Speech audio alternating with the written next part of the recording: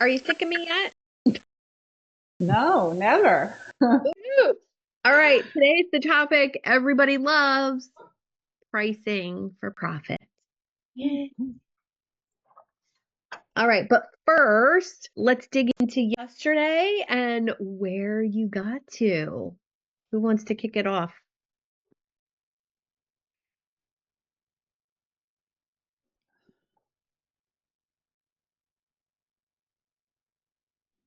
I got so totally sidetracked in a good way. Tell me. So, Chris, to answer your question in your email, yes. So I took Chris's test yesterday, and I also took the Mm, other ladies, and then I dug up my old Fascinate, which I totally forgot I had, right? And uh-huh. I'm like the subtle touch. That's my thing. And since yesterday, I've been working on that assessment. Mm-hmm. And I think I can get to the result that I want in like 9 or 10 questions. Mm. And then I had a conversation with somebody that I work, just a catch up conversation with somebody that I worked with for a long time. I talked with him this morning and I sort of applied it to him and immediately he saw the connection.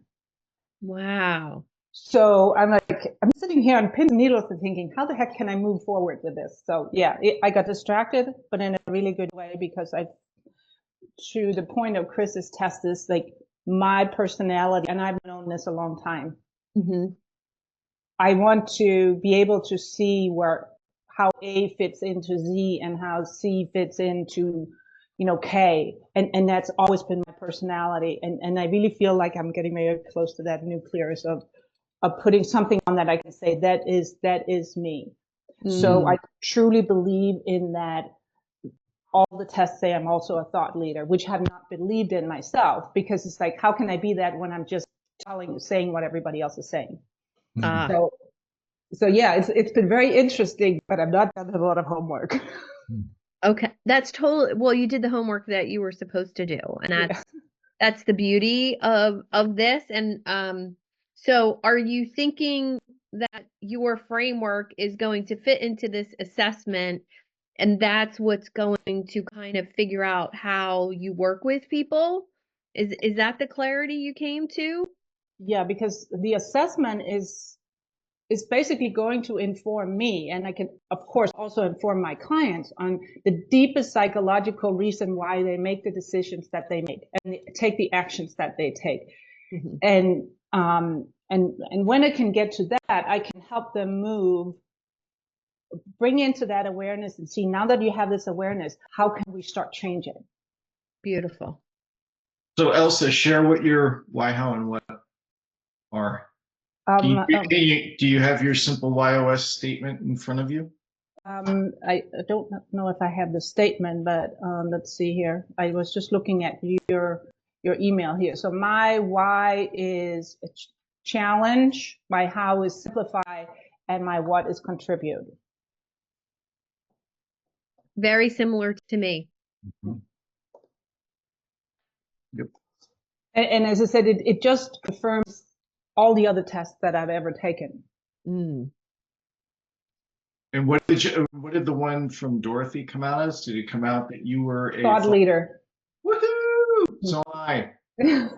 Well, I mean, Yeah, I according think to that's what it was. But yeah, it's as I said, for me, the excitement is that something that I've known on myself and the block that I've had, it's not necessarily a self-sabotage. It's simply that I need to feel that I have contributed into what I put out to the world in a meaningful way in order for that to be something new, exciting, whatever it is. Mm-hmm. Because I hate when people are just passing information through and they actually haven't pulled it through their own filter. Yeah. Yeah.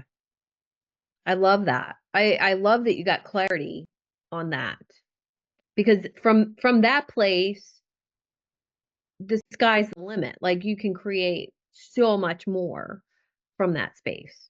Really great. Anybody Yeah. else want to share? Go ahead, Chris. so like Elsa, I was a little distracted by the fact that I'm trying to pull together this why workshop in December. So I had to do some work on there.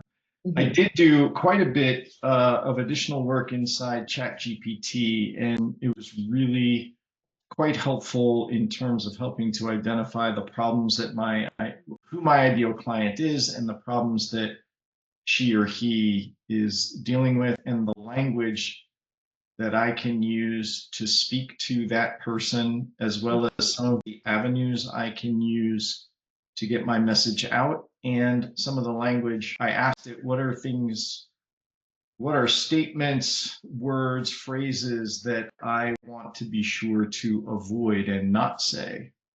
Oh, I like that. What made you think of that? I think my coach at one time suggested something along those lines, and so I decided to I put it. wasn't prompting you for that. I was Oh, I serious. know. No, I really do. I don't know.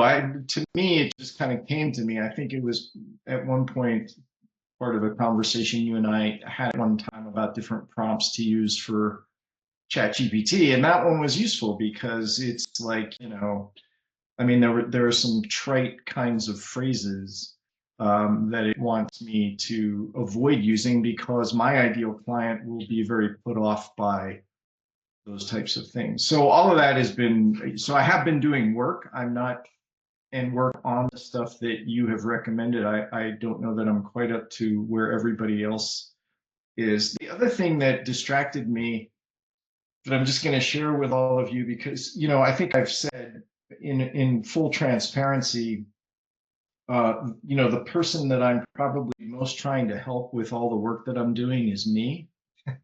So, and I say that tongue in cheek, but it's also somewhat true.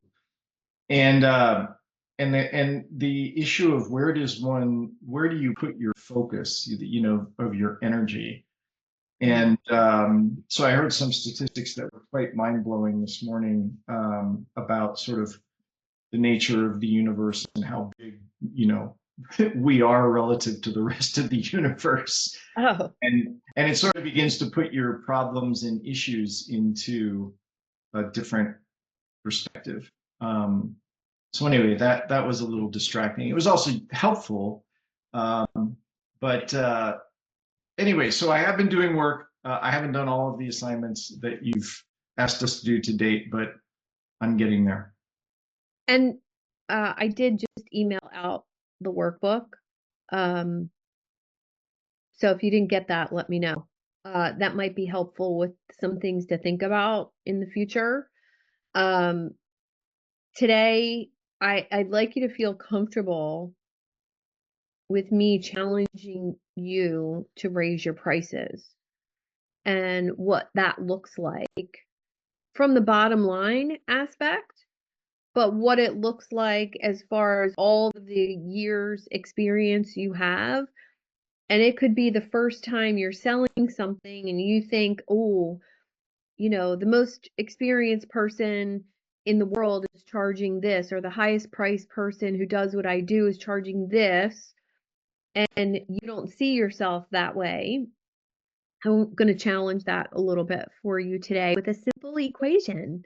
So it's going to all come down to math. And first, I'd like you to grab your pen and write down a couple numbers for me. The first number is, how old are you? You don't need to share. How old are you? How many years have you been working on yourself, personal growth, and learning all of the things up to where you are now? This doesn't have to be career oriented. Like I have 4 years getting a science degree. Does that come into play with what I do now? Yeah, sometimes. So how many years studying and learning do you have under your belt? Not including high school, after high school. How many years? Write that down. Okay, next number. How much money have you spent on courses, coaching, books, and seminars? Rough title, rough number. but really get into it. Like really think about, okay, I've hired 4 coaches at this much and 4 coaches at this much, and like think about that number.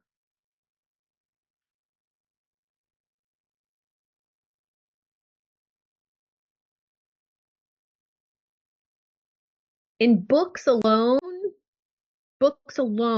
that I've read was thousands and thousands of dollars. So let's include all that. How about certifications now? How many certifications and how much have you spent on those? And does this include like university degrees as well? So Sure. Anything after high school. Anything after high school. Yeah. Yeah. If I have a college degree that costs $80,000, yep, put it down.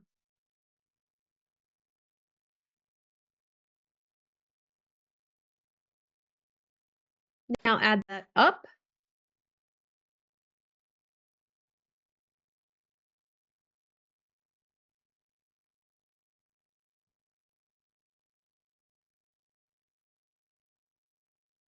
Where'd you get to, Charlotte?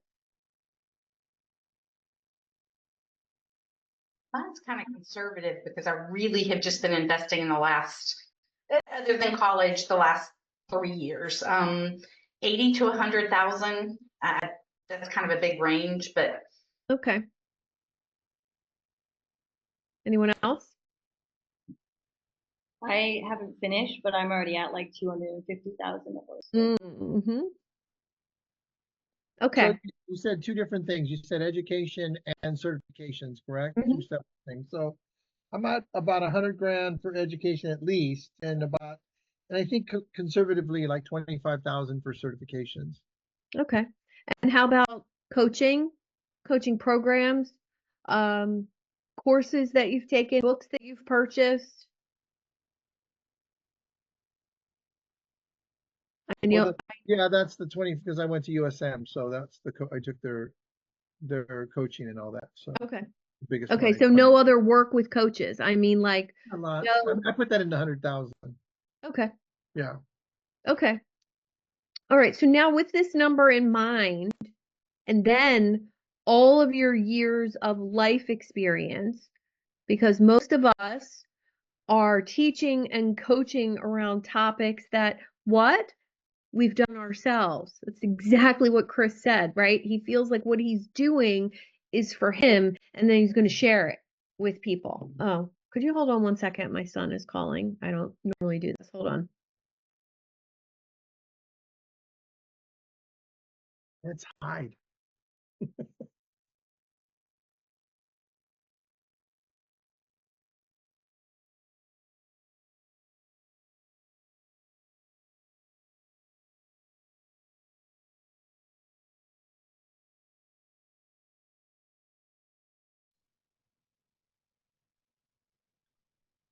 yeah, during COVID, several years ago, our family did a huge group call, including my 3 children and my sister's 3 children. And so apparently they got bored with the conversation and they were texting each other back and forth.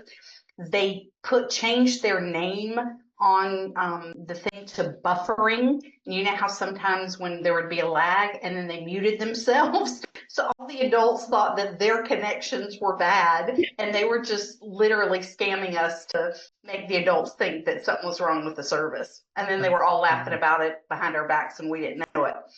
That's so Nice. funny. Nice. Okay, sorry about that.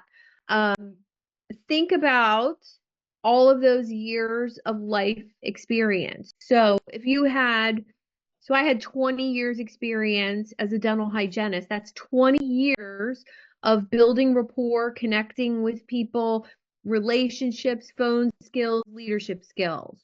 Oh my gosh, right? 15 years of parenting. That goes in there too. Like, so what else do you need to show that what you're currently charging the person that they are getting? So I want you to wrap your head around standing in that number And if you've spent near what I've spent, you deserve to stand in that number because that's all the stuff you're bringing to the table.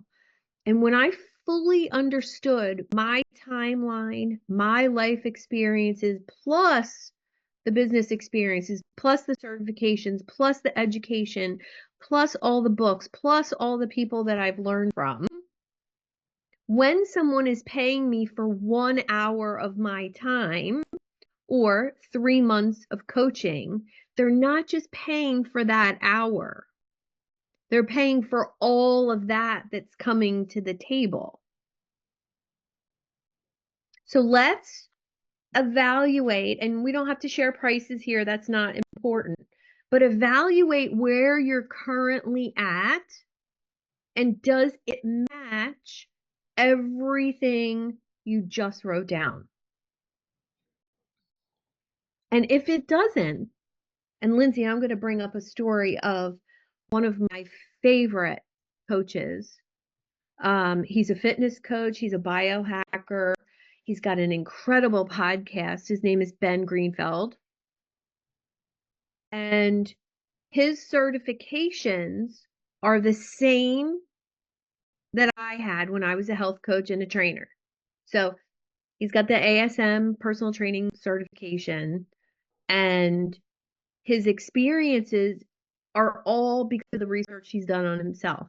Everything in his giant book, all things he's done on himself. And then he talks about those things.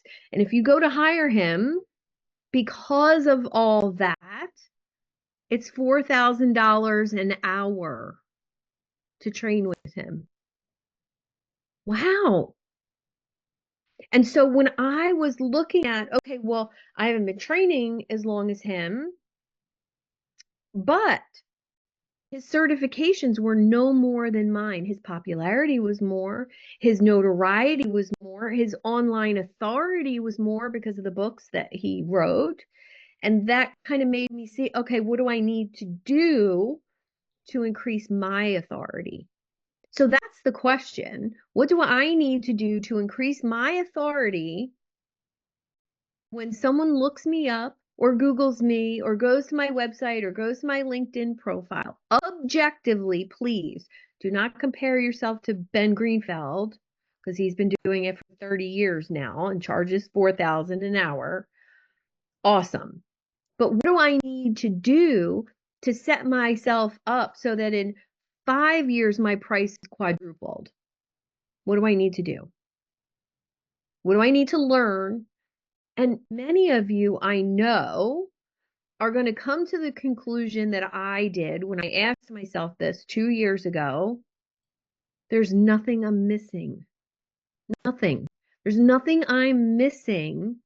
All that I'm missing is the belief that I can charge a higher amount.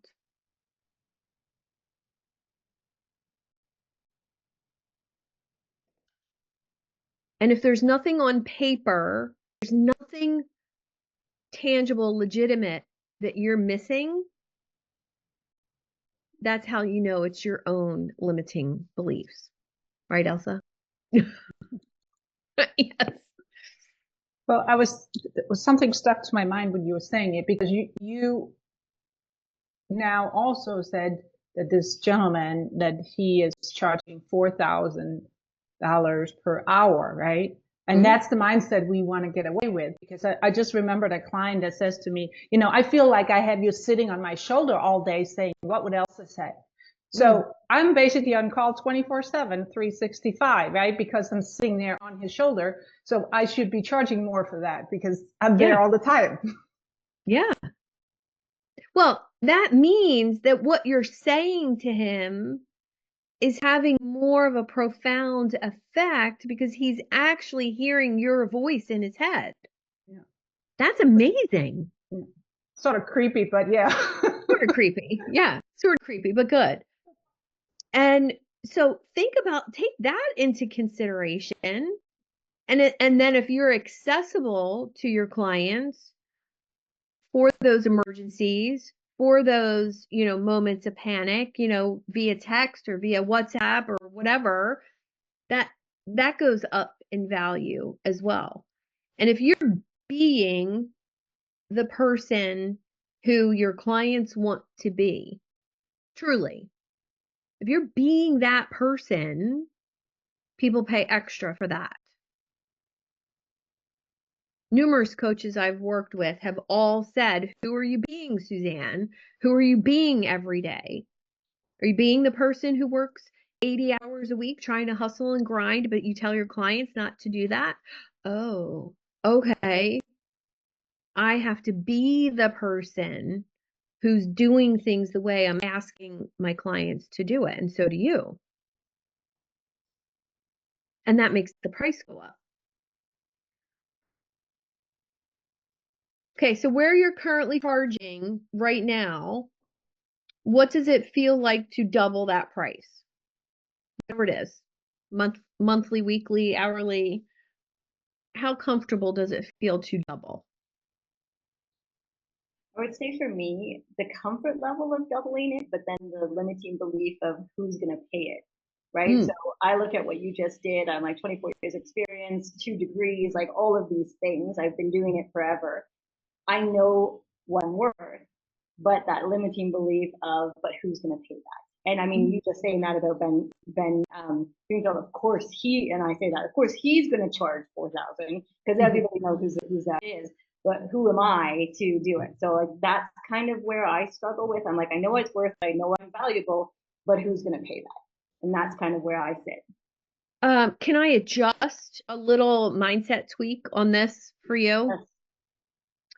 When someone charges like he does, or my mentor Mary, who charges $1 million a year to work with a business, it's because of demand. So perceived demand doesn't have to be real demand, perceived demand. So do you want to work with 1,000 clients at $97 a month? Or do you want to work with 9 clients at $3,000 a month? Like, what's the math that's going to work out to be the lifestyle that you want? Definitely. And that's, I think, what drives me right now is that that's the lifestyle that I want. I don't want the 12, 15, 30, 70 clients. I do want, I mean, I have location freedom. I want time freedom now too. And that's really what drives me. Yeah. So if that's the case, if you only want to work with 10 clients at a time, how much money do you want to make? And then that's how much you charge. And by putting that out into the world, that's the people that you're going to attract. And it's going to sound a little woo-woo-y, but price is a differentiator.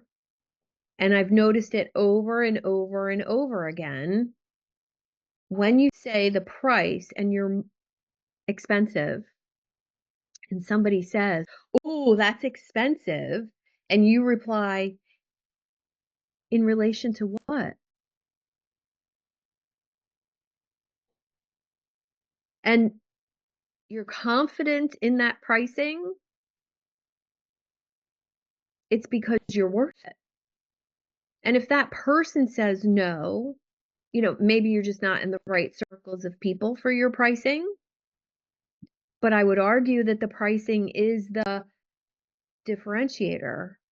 And I love this example of somebody inviting one of my clients to the Chamber of Commerce. And I loved it so much. I used it when somebody kept inviting me to my local Chamber of Commerce. And this client of mine said, my coaching packages start at $100K. Are my clients in that room? And the woman who was inviting her said, oh, no, I don't recommend you join. There's nobody here at that level. But have you met so-and-so that has a group of entrepreneurs much higher level? I'll introduce you. So immediately the price said, no, you're not a candidate for here, but let me show. So it was this differentiator of your clients aren't in this room, but they're over there. And that takes guts. It takes guts to step into that, but it can be really, really powerful. All right, what questions do you have about your pricing? I think you and I have talked about this in the past, but how would you respond to people if I have the confidence that, yes, this is my value based on all these things you said, but I haven't had clients yet? How would you address their question about, well, how many of this have you done, or who have you helped, or that kind of thing? Well, there's two answers to that. One, you can say it's not based on how many clients I've helped. It's about the research that I've done and that I know X, Y, and Z will get you to better communication. And based on my X number of years experience in this field and doing all of this research, I know it's going to make a difference for you. So it all comes back to confidence. 110%. Thank you. You're welcome. And you could even, I would argue that you could say, I've never had a client like you before. That's a good one.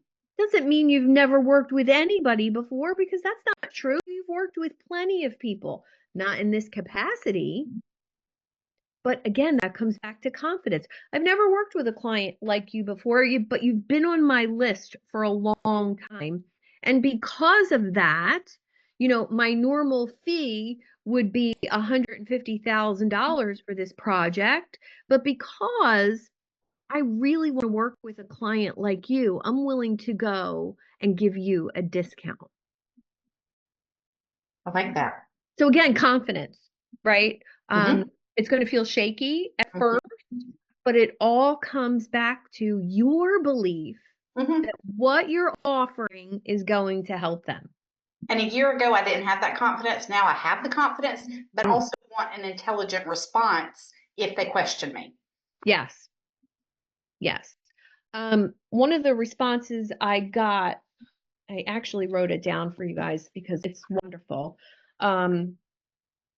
From my coach, who I've been learning facilitation from.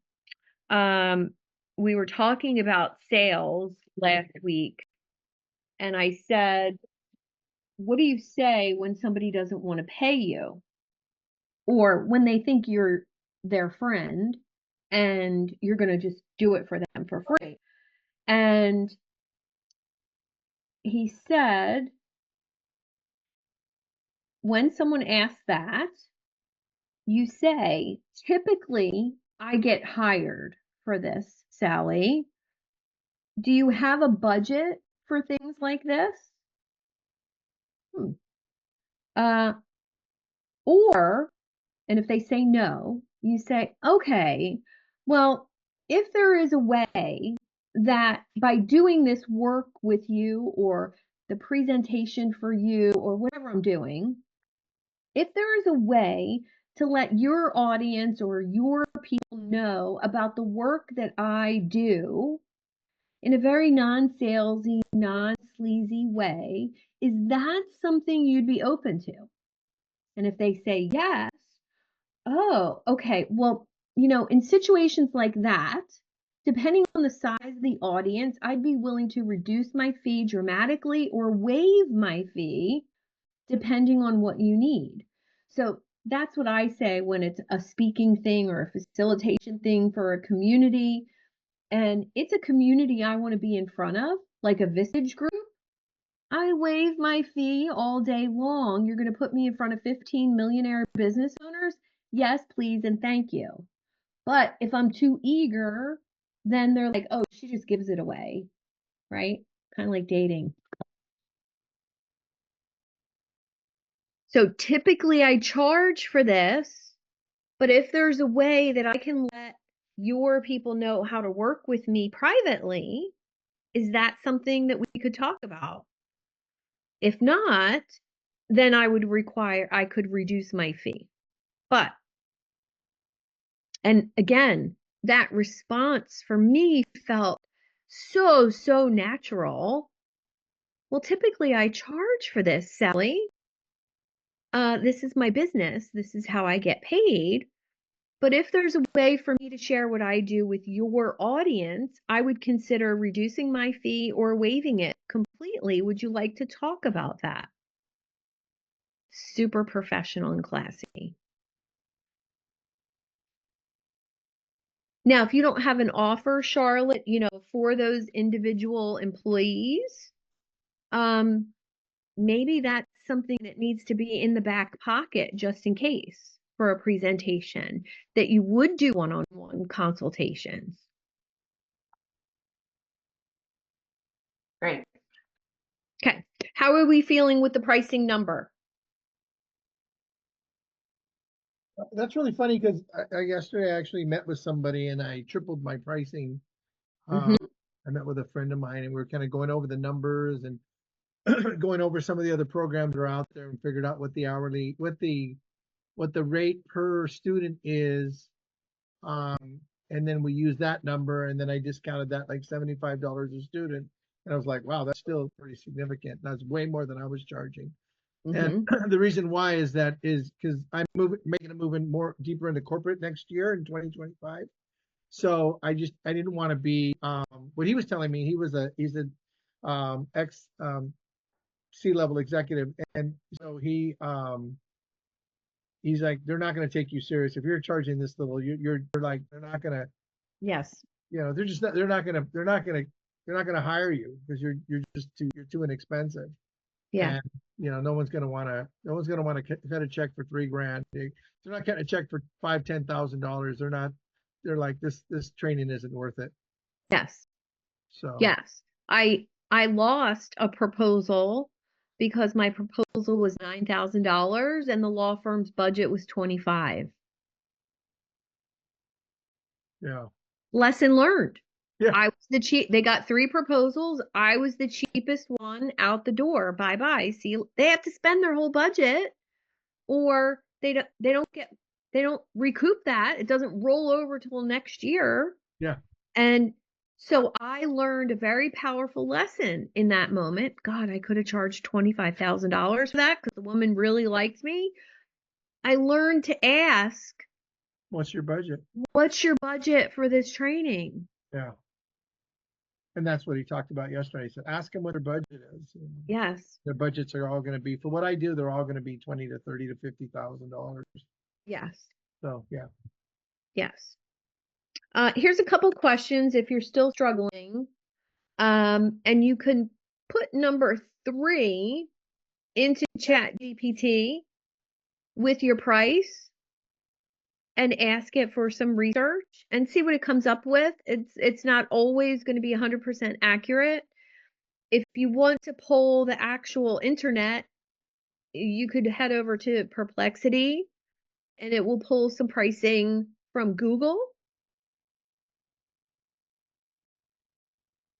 And knowing your competition in the space is always interesting to me.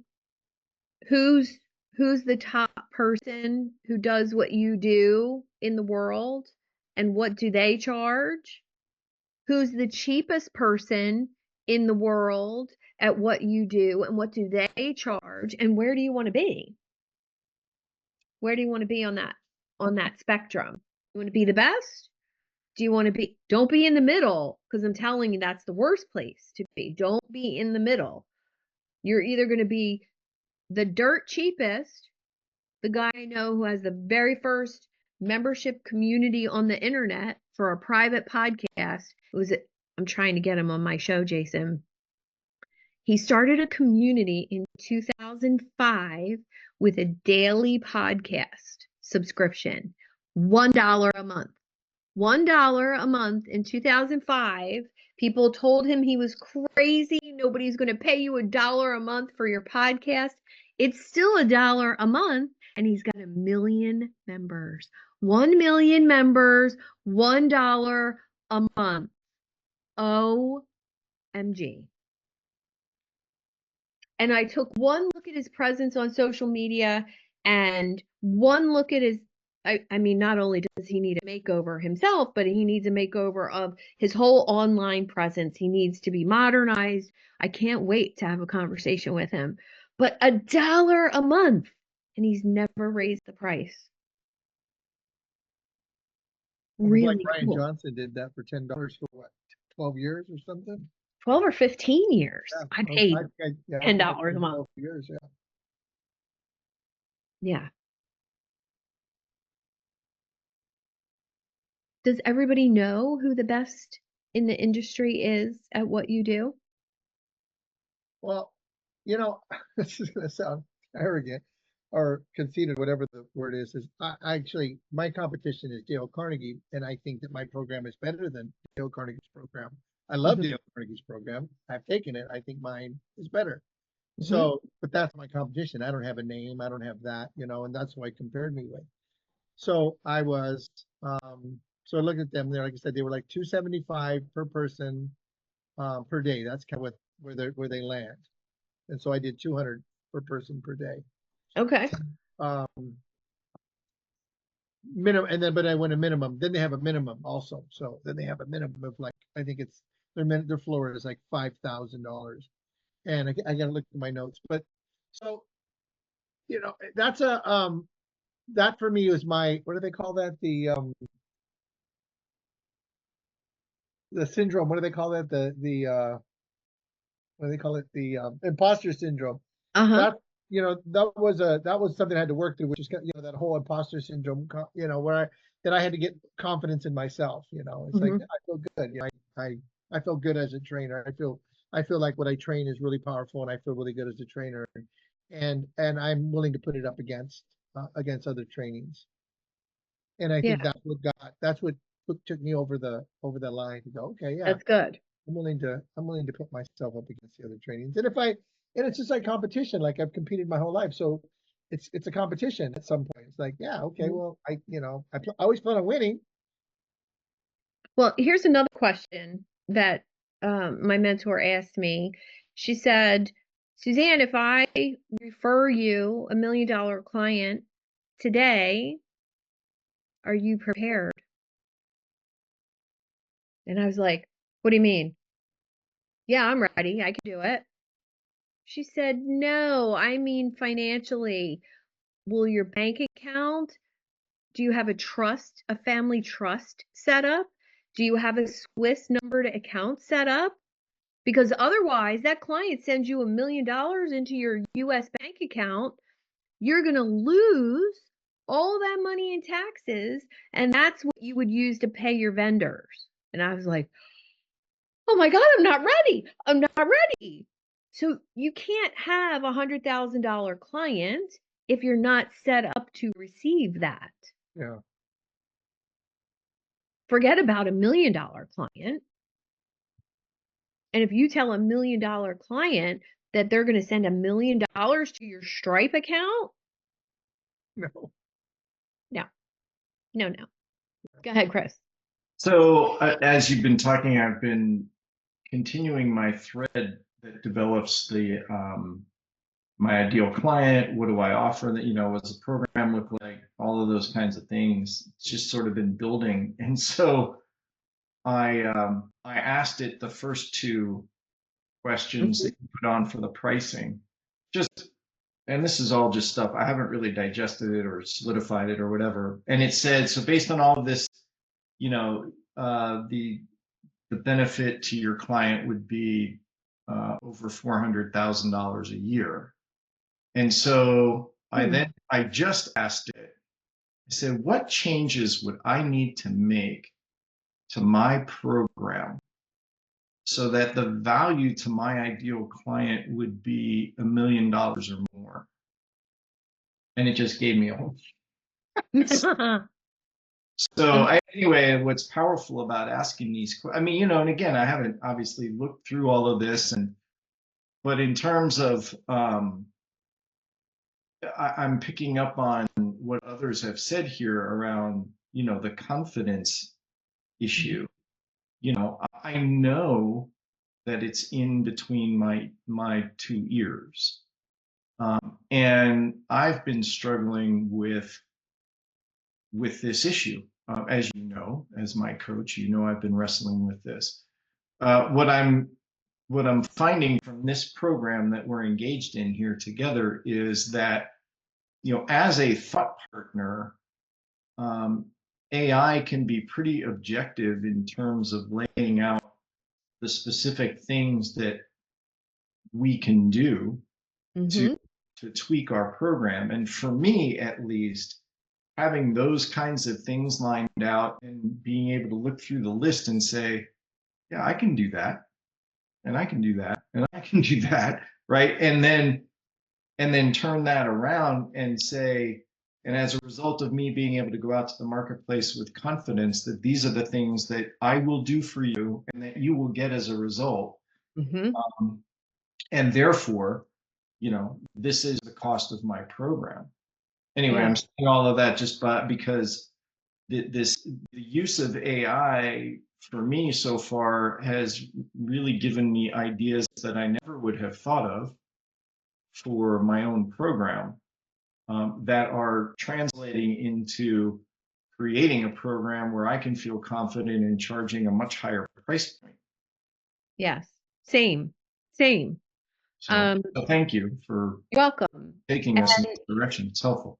I think one of the activities that I did just a couple weeks ago was to take my mentor's program that I've been through, her mentorship program, which teaches coaches how to have $100,000 to $1 million programs. I took all the information that I got from her and put it into ChatGPT and then put my 8-week program. And I said, I want to take my 8-week program that a couple of you have been through. And after that 8 weeks are over, I want it to be a 10-month mastermind with my mentor's content. And she's given me permission to do that. She doesn't want to partner with me. She just wants me to run with it. Awesome. And I said, what does Suzanne need to do or be in order to make that happen? And it came up with a list for me. There was only one thing missing on the list. One thing. I have all the other things except this one thing. I've never had $1 million client. I've had a $100,000 client, but I've never had $1 million client. And that's the only thing holding me back from totally authentically stepping into that program. Oh my God. Here, the thinking partner aspect that you just said, Chris, showed me objectively what are the things that I'm missing. I really want, what am I missing? Is it leadership? Is it certifications? Is it experience? No, it's this one thing. Enough belief to go get $1 million client. Wow. Elsa. So I just remembered a mindset eye-opener exercise I did a long time ago. And if it's okay, I'll share with you. It is like, go into the highest end shop in your neighborhood. Okay. Go and just look at what's in there, you know, whether you're into shoes or suits or whatever. And hopefully you have a big balance on your credit card. Just buy one thing. Don't look at the price. Just buy it. You can take it back tomorrow. It doesn't matter. But if you can actually take that thing that you just say, I gotta have this, without looking at the price and going and paying for it with your credit card without even looking at the receipt or looking at it ringing up on the register, you know what it means to buy value. I love it. Because if you constantly like, oh, that's too expensive. How many times have you said that when you go, even in a restaurant? How many of you have ate in a restaurant where there was no prices on the menu and felt very uncomfortable? it's for us, you know, I just remember that it's such an, when you're in that space of feeling like I don't belong in here because they don't show me the prices, then we can't sell it. That's good, Chris. Elsa, I want to just something else that if you don't want to charge something, and I just did this last weekend. I went into Williams Sonoma that I absolutely love that store. I'm a foodie, like I love everything they have. And I planned out everything I was going to get. That's mine, that's mine, that's mine. And I took pictures of it. Pictures of the new espresso maker, coffee machine, pictures of the pots and pans from Italy that the whole set is $5,000. I'm like, yes, I'll have those and I'll have those. And I just walked around. I'll have that and I'll have that and I'll have that. And oh, I like that.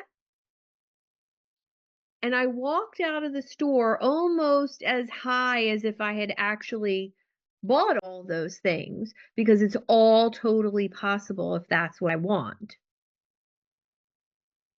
And now all the pictures are in my phone and ready to go. I know exactly what I'm getting.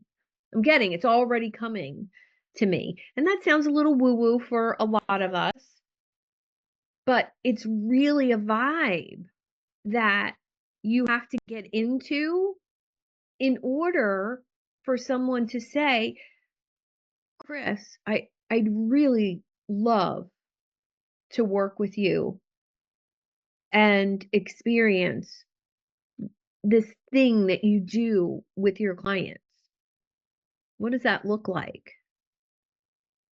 And for Chris to say, my coaching packages start at 400,000 and depending on the length of the engagement go up from there.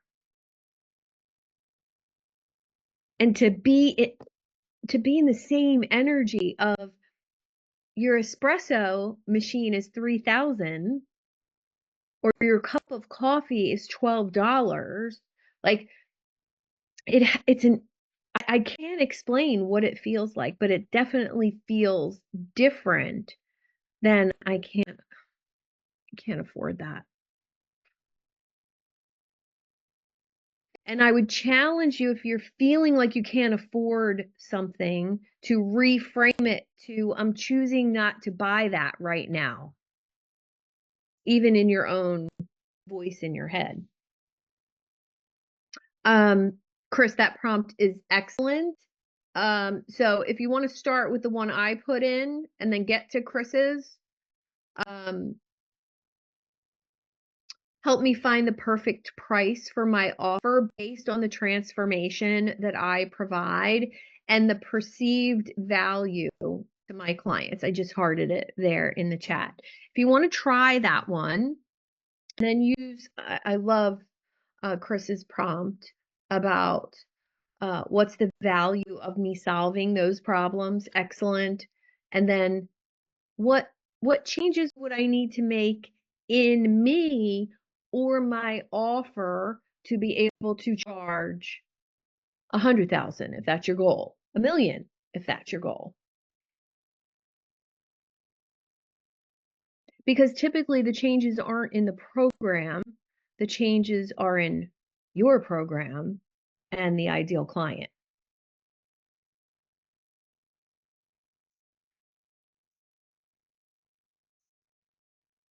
Yeah, there's nothing like some real good coffee.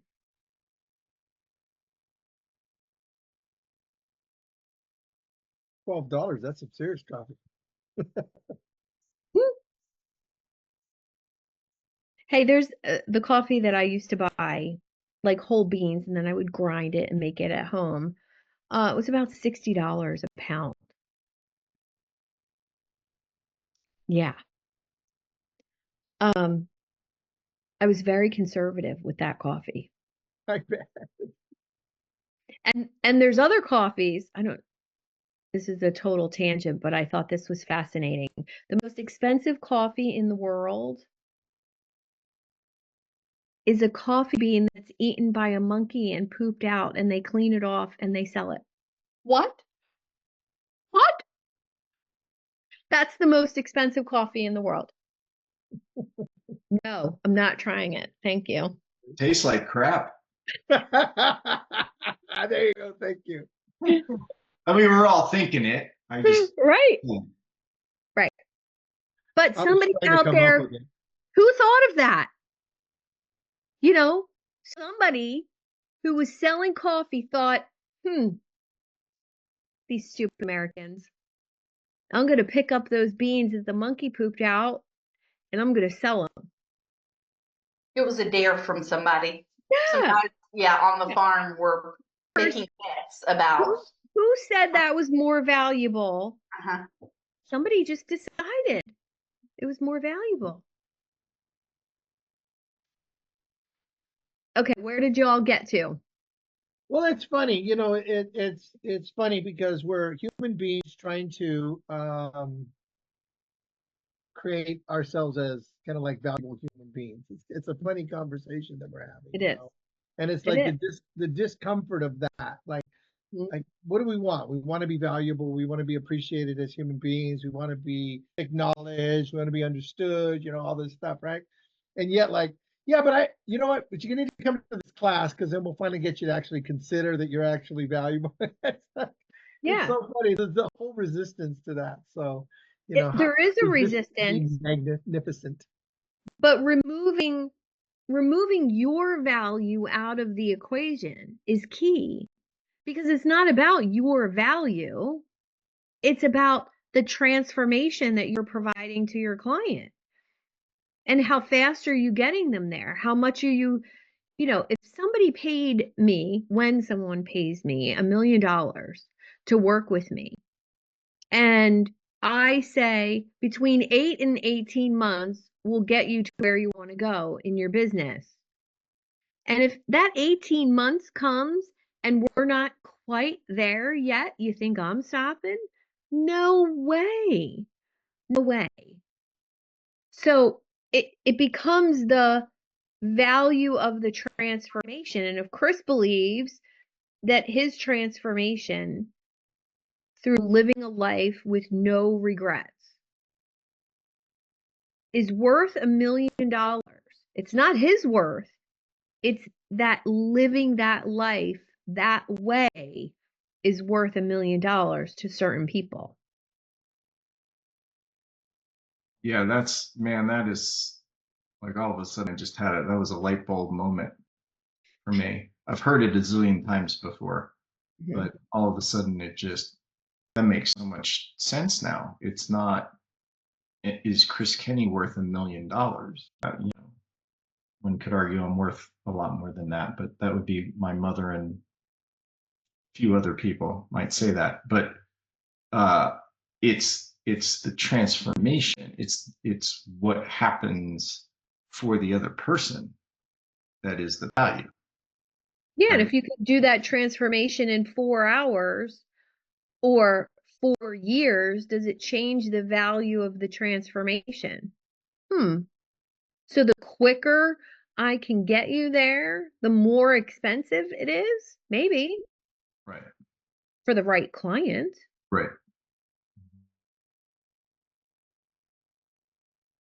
So isn't that interesting, the difference in the feeling?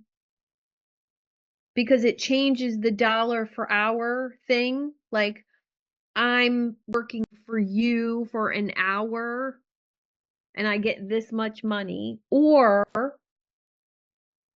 you're my client. Whatever you need during that time of our engagement, I'm giving you 100% of what I know and what I have, so you can get to X. That's way more valuable. Yes. What was the concept, this concept that we're talking about, Elsa? No, it wasn't this concept. But it's simply about that what we say today, sometimes there needs to be more learning for our clients to fully absorb it. For me, it's the concept of, that we truly are our worst enemy. You know, Mm. whatever you think about, you know, your emotions is so closely tied to your to your to your thinking. Mm-hmm. So anyway, it's just, I think that's what's put the whole process in motion too. So Yeah. Well, if there's a belief, I don't know who I heard this from, that I can't charge X because I wouldn't pay X. You got to notice that. I can't charge $20,000 for something because I wouldn't pay $20,000 for that. That means you have some work to do on your offer. That means maybe the transformation isn't big enough for you to believe in it. You have to believe in it like you're paying for it. I don't care whether you have the money to pay for it or not, but you have to believe in what you're doing to that level.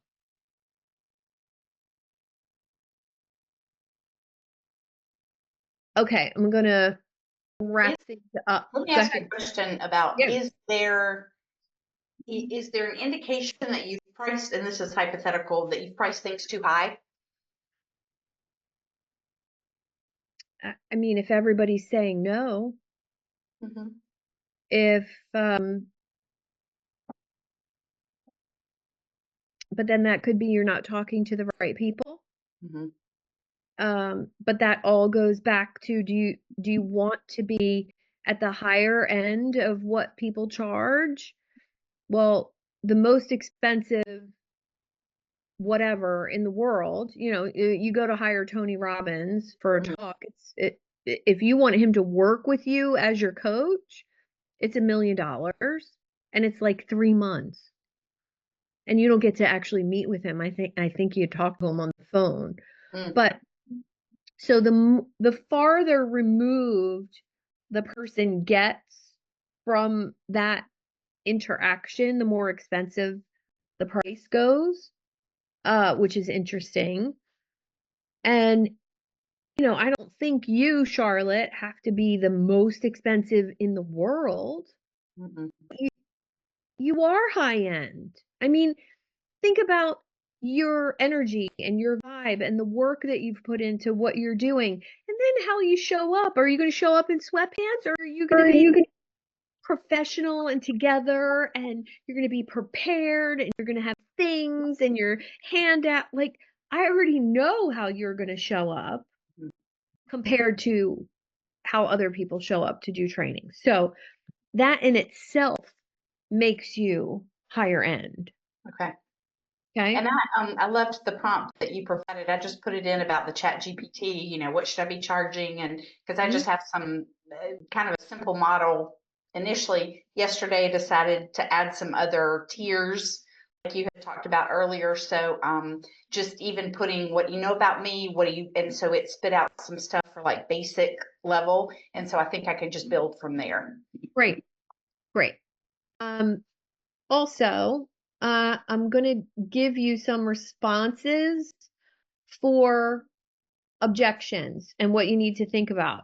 I don't overcome objections anymore. I have enough people that I talk to that if somebody says, I can't afford it, and I say that's totally fine. I have this other thing that will get you ready to afford it. So if you're not at that point yet in your business and you want to get there, here's this thing. And here are some of the things that you can do that are not overcoming objections. Remind them of the transformation that you're providing. You're going to go from here to here. Breaking down the cost if you choose to into a payment plan. That's always an option. And then removing the risk. This is my favorite. Even when somebody joins my $97 a month community and they're on the fence about it, I say, look, if $97 is going to make you question whether or not you want to come to my events or not, how about this? How about you come for 1 month, show up for 1 month, and if you're not convinced, no harm done. I'll refund your $97. And everybody that I've said that to has said yes. Because it's the confidence again. It's like, look, if you're worried about $97, we have other problems to talk about, but these events are so good and you're going to get so much value, meet so many great people. If you're not loving it after the first 30 days, I'll refund your $97. How's that sound?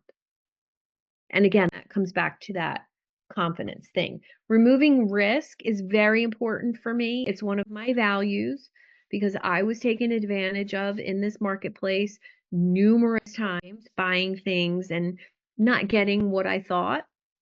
So for me, that's really, really important. It might not be as important for you, but when somebody invests to work with me one-on-one and it's X amount of dollars and we're coming up to the time limit, I continue working with you until you do. You're going to invest to work with me for 6 months or 3 months or a year, and it's $25,000. Well, what if I'm not there in 6 months, Sue? I continue working with you until you do. That's important to me. And if that's important to you, you can work that into the conversation or some other sort of guarantee. Yeah, Chris. So there's something that I learned when I was with Keith Cup and Gravitas, and it's what's called the short pay guarantee, which is here's how much it costs. You're going to pay me this much up front. When we get to the end of, whatever, 6 months, 3 months, whatever it might be, or whatever the specific deliverable is, I'm going to send you a final invoice for the balance, right? Mm-hmm. And when you receive that invoice, if you are not completely satisfied, in fact, overjoyed with what you invested, then you simply cross out the amount of the invoice and you write me a check for what you perceive the value was. Love that. Because now it's it's not I'm going to refund your money or it's okay. You get to decide what the value was, and if it's less than essentially a multiplier of what you're investing in me, because you ought to get a ROI that's more than dollar for dollar what you invested in this. Yeah. So if you don't feel like you've gotten that, then write me a check for what you think it was worth, and we'll have a conversation about it. Just another way to take the risk out of it. And most people, not everyone, there are a few who will, but most people, it's very unlikely that someone is going to write you a check for less than your final invoice. Mm-hmm. Hopefully that isn't an issue, but it takes the risk out of it up front for the person thinking about investing in you. So if somebody pays in full for, a package and then they're not happy at the end, then there's two things happening. You didn't check in enough during that time, or there wasn't clear, tangible results they were going to receive. So just coaching tip 101, first session with your clients, what are your expectations in our time working together? I want to do this, I want to do this, I want to do that. Clear, defined expectations.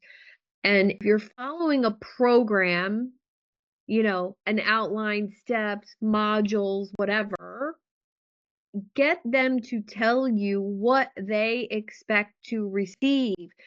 Here's my program. Here's what we're going to be doing together. What do you expect to receive from that? Be very clear about it. For health coaching, it's typically, I want to feel more energy and I want to lose weight. And if somebody complains at the end of that 6-month engagement with Lindsay, oh, I don't know, I think I want my money back. Oh, okay. Well, when we first spoke, let's clarify. I'm happy to entertain that, but let's clarify. When we first started working together, you wanted more energy. Are you not feeling more energy based on the changes that we've made? Well, yeah.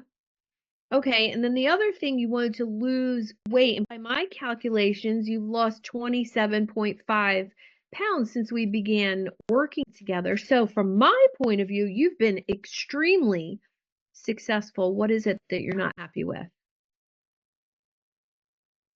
Now, nothing about that was confrontational. You're not saying, but I did what I was supposed to do. You're putting it all back on them. And no matter what you're coaching on, that's really important. I learned that in a very, very difficult way. Somebody wanted their money back, and they didn't even work with me. They worked with my website building team, and it was $5,000 for a beautiful website. To me, it turned out amazing. I helped him with all of the copy, all of the emails, the opt-in, all of the things that go with building a website that really weren't included with the agency. And at the end, turned over the website, and he said, but I'm not getting clients from it. And I very kindly said, that's not part of a website. What do you mean? Well, when you have a website, if you want people to visit the website, you have to put it places. That's marketing. You're not doing marketing, so nobody's seeing your website. The internet isn't like this place where people are just going to find your financial services website. So we had a very enlightening conversation. I didn't know he didn't know that. And so I said to him, I can't refund your money because you already have all of the deliverables. He said, no, I want my money back. And I said, I'd be happy to go to small claims court. Happy. We'll go with all the deliverables and how much I charged you for everything and where you signed off on the deliverables. And then I will have an invoice there for all the extra things that I did that I didn't bill you for. And we'll see how mediation turns out. And he was like, forget it. But he got $4,000 worth of stuff that he didn't know he got. So that made me change my behavior. When someone works with me and they get all of those extra things, I make sure they know. And I make sure it's listed out. And I make sure that you're getting this for free and this for free and this for free because you're working with me, because you're my client. Because I know I always over deliver. But sometimes people don't notice if they don't pay for something. If you give somebody a logo for free, they don't know that that's $900 out there on the marketplace. So that's a powerful lesson to learn in your pricing if you always over deliver. Okay. Any questions before we wrap up on pricing? And when we talk tomorrow, I would like you to have a clear picture of your pricing range, who your lowest competitor is and who the highest competitor is in your market. Yes, Chris. I just want to offer one other thing, for those of us who are coaches, or even, primarily for coaches. And I need to get better at this myself, frankly. And that is, so you've got a framework, you've got at the upfront part, you talk about what the deliverables are going to be, what a rough schedule is, what's the roadmap we're going to be on to get you from point A, where you are today, to this transformational space. We'll call it point B at some point in the future.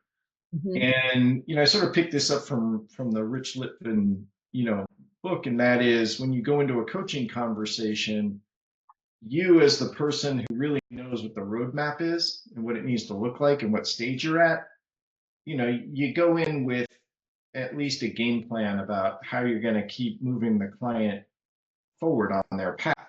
Yes. Yet a powerful question, I think, for coaches is to always ask the person, what would make today valuable for you? Because they may have something on their mind that has nothing to do with where you feel that you want to take them on the next step in your roadmap plan, but they really need to talk about it. And so I think to your point about this notion of, it should never be a surprise. You should never get to the end of the engagement and have the person question the value they got. Because I think from time to time, it's useful to revisit the original roadmap, right? And then the detours that you and they took together to just to make sure that you're both in sync, that these detours were not frivolous.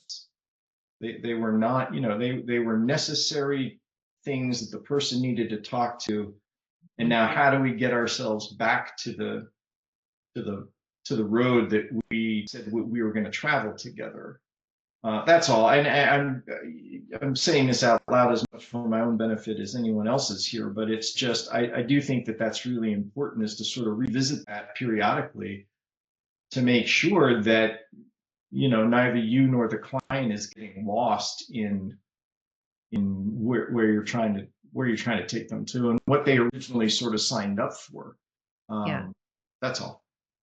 Yeah, I think that is, I love how you visualize it as like a roadmap, a map of where we're going to go together. But sometimes there's detours in that journey. Really good. And keep track of that for your clients, whatever that looks like in your notes, your client notes. My client notes used to be on paper. Now they're digital. And now with this is really great. With this note taker that I use for client sessions, it's very, very easy to keep track of where the sessions are going and deciphering those notes. So highly recommend doing something similar to that. Any other questions before we wrap up? Okay. Thank you, guys. Thank you. Oh, here's your last prompt for today. And it would be overcoming objections, crafting. You could add it in the word confident responses if you'd like, to common pricing objections. And that'll be the prompt that, takes care of those 3 questions that I put in. So give that a try. If you don't want to be overcoming objections, the prosperous coach approach works very, very nicely. I only work with hell yes clients, and it sounds like you're only a maybe, which to me is a no or not right now, and that's totally fine. Give me a call when you're hell yes. And they feel you pulling it away, the offer away from them. And if somebody's really interested in working with you, they will say yes. No, I'm a hell yes. And if they're a no, that pushes them right into no, which is what you want anyway.